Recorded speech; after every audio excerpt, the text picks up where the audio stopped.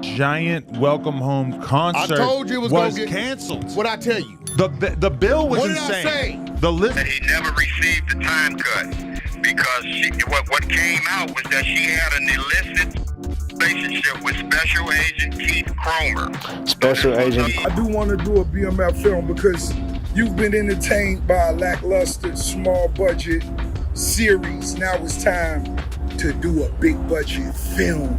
We covered across the board. Yeah. They get covered on the hip hop blogs. It is what it is. Yeah. And you watch because I have nothing else to say. Enemy. I make them very clear that we're enemies. Okay.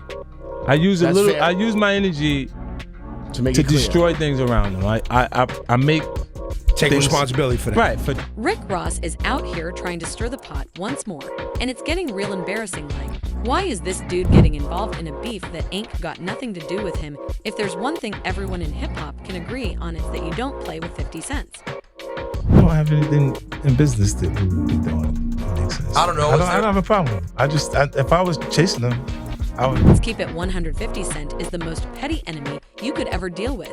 And Big Meech found that out the can. Now here's where it gets really grimy. Rick Ross was never really down for Big Meech, like that he was just using Meech as a pawn to take jabs at 50-50 Cent. Ross played that whole free Big Meech card for months, acting like he was Meech's biggest supporter. But now that the snitch rumors are floating around, he's trying to milk that connection just to drag 50's name into the mess. At this point, it's not even about loyalty anymore. Ross is just doing everything he can to stay relevant in the 50 spotlight. The wild part, 50 ain't even giving him the time of day. So let's break it down. Rick Ross used Big Meech's name for clout, and now he's made the biggest blunder of his career. Let's dive into it. 50 Cent and Rick Ross have been beefing for years, but this time involving Big Meech, it's all for attention. It's so obvious that Ross is trying to poke the bear, hoping to bait 50 Cent into another public clash. Because let's face it, the only time Rick Ross grabs headlines these days is when he's pulling 50's name for some clout. We're 2 days away from the Big Meech concert. Get your tickets right now. Make sure everybody flying to the city for this. You really think about it, Rick Ross doesn't give a damn about Big Meech's legacy. What he's really after is causing drama. And he's been pulling the strings behind the scenes. As soon as Meech got out, Ross slid right in, acting like his best friend, filling his head with dreams of movie deals and big budget projects, making it seem like he was about to flip his life upside down in no time.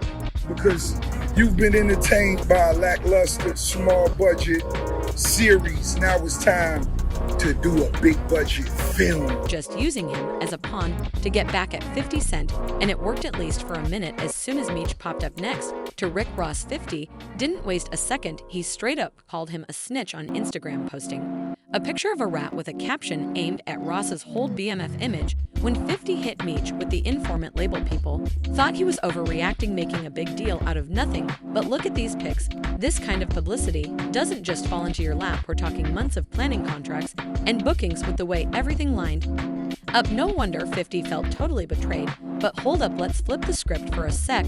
What if Rick Ross really did have some genuine interest in Big Meech? Maybe he really wanted to bring him back with style. You could even say that Ross's obsession with making a BMF film had him buttering Meech up, hoping to get that stamp of approval.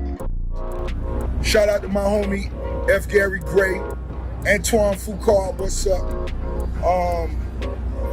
Tarantino, it's a lot of legends. This is gonna be big, I can feel it. I'm just talking. Where it even started, because we all know 50 holds all the rights to the BMF story. Without his approval, Rick couldn't even shoot a single scene. And now that the cloud chase is starting to dry up, there's Rick Ross nowhere to be found. Meanwhile, Big Meech is out here scrambling, trying to figure out why his legacy concert flopped and why nobody's rushing to help him get back on his feet. And the only person he can point the finger at is himself. The real deal is Rick Ross used Big Meech like a pawn. He never cared about helping him. This was never about loyalty or brotherhood. It was always about poking at 50 Cent.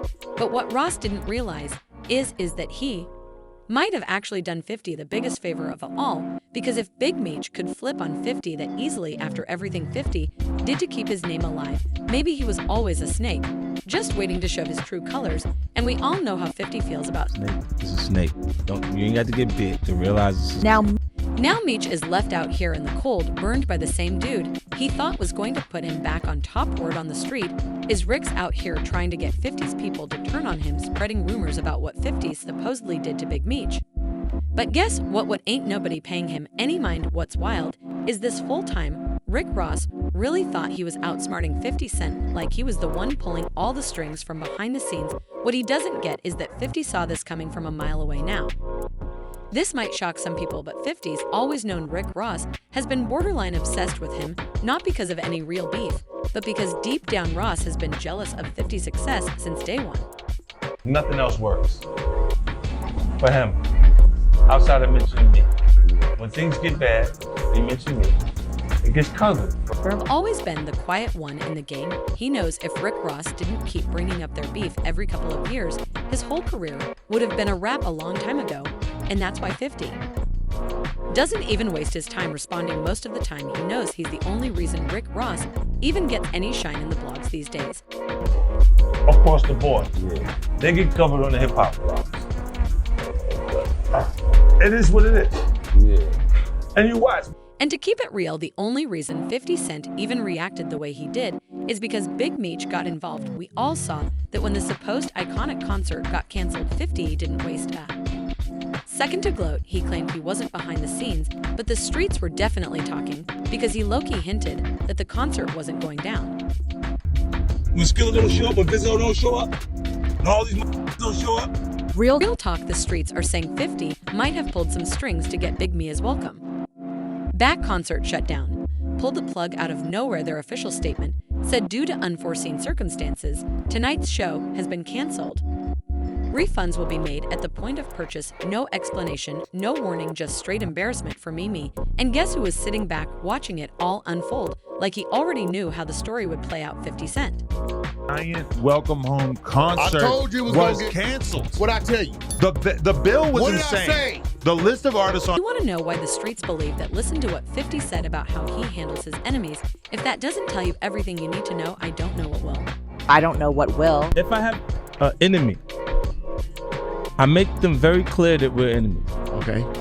I use That's fair. I use my energy To make to it clear. destroy things around them. I make Take things- responsibility for that. Right. If you're wondering why 50 had no sympathy for Big Meech's downfall, just look at everything he's done for the Flannery family. 50 wasn't just making a BMF show, he was putting millions in their pockets. Let's not forget 50 Cent was the one who paid for Lil Meech to go to acting school and get his whole career started. Why didn't anyone else like Rick Ross look out for Mimi and send him to the acting school? Big Screech started all those people Meech had around him, did nothing to help. He comes home thinking he's the Black Pablo Escobar, but ends up messing everything up. He didn't have to do that, especially when none of Big Meech's so-called allies, like Rick Ross, were lifting a finger to help his son. And what did Meech do in return? Ran his mouth online, started taking shots at the one person who actually helped his family and dragged his own son into the mess. I helped your family make over $5 million legit dollars. It ain't my fault, it's all gone. B, give the baby back his jewelry. Lil Meech, the one person expected to carry on the BMF legacy, is now turning on the very person who gave him a career, a platform, and a lifeline. While his father was locked up, instead of holding it down, he's found himself stuck in the middle of a mess that could have been avoided. 50 literally took this kid under his wing, paid for his acting school, made him the face of BMF, a show that gave his family a second shot to rewrite their entire legacy. And how did Lil Meech pay him? By turning around and defending his father for taking money from Rick Ross, the same dude who's been sneak dissing 50 for over a decade. Just look at the message, 50 Shades of Lil Meech. In those messages, Lil Meech claims he'd give 50 the shirt off his back, all while defending his father's connection to Rick Ross. The wildest part of the message, Lil Meech admitted Rick Ross gave Big Meech money to cover his bills until the next season of BMF drops. Meech said, they just told me you unfollowed me on Instagram, and now you are managing Skill AAS with the Rocket. When I brought him around you first, when you didn't have a clue who he was, now you're mad at me. When I would take the shirt off my back for you, I can't believe this, man. You act like I'm your enemy. I've only ever shown you love and loyalty. I go through my own but I never switched up on UF Ross. But he gave my dad some bread so he can afford to pay his bills until our next season starts. If Lil Meech was really about loyalty, why would he even let his pops take a dime from the biggest snake in the game, especially when 50 already helped the Flannery family make over $5 million legit dollars? The truth is Lil Meech played himself.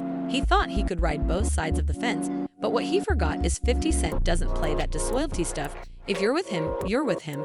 If you're not, you're just another op waiting to get exposed. And now that those text messages are out, Lil Meech just showed the whole world that he's been eating off 50's plate this whole time while secretly breaking bread with his enemies. No wonder the game had to step in and clown him too, because how are you the son of one of the most legendary street bosses of all time?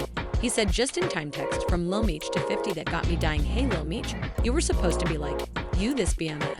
And I'm standing with my pops, now me and Fifth got our own issues, but that is Sean Pete. While I post this, then Fifth said, what's your little on, do I damn? Near spit out my water, what happened to Gangsta Man? Big Meech, you can't let 50 get at you like that. To be real, are we really surprised that Meech pulled the snake move again? History always finds a way to repeat itself, and if you've been paying attention, Big Meech's loyalty has been shady for years. Y'all remember the rumors about Big Meech snitching to shave time off his sentence?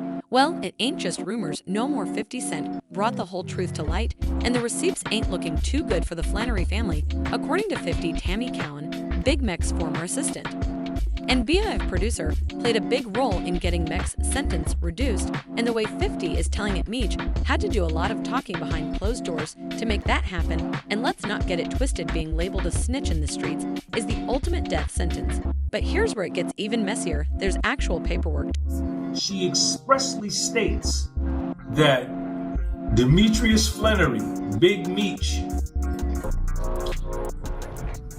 put her in contact with Fidel Suarez out of California and Dion Gatlin, who is Cuffy out of St. Louis, to arrange a large... This is coming straight from Tammy's sworn affidavit, and it literally lays out how Meech might have used third-party cooperation to cut himself a sweet little deal. Now, the crazy part is 50 ain't just throwing shade with these accusations. He's out here teasing a whole tell-all documentary that's about to blow the whole BMF legacy wide open, and the wildest part, Blue Da Vinci, the same guy the BMF camp tried to paint as a bitter hater for years, is the one co-signing everything 50 is saying. And if you know the history, that's a big deal. Why? Because Blue Da Vinci is the whole reason 50 started calling Big Meech a rat in the first place. Blue's been singing this song for years, but nobody wanted to believe him, because the whole BMF legacy was built on the idea that Big Meech never folded. Now, the way these receipts are stacking up,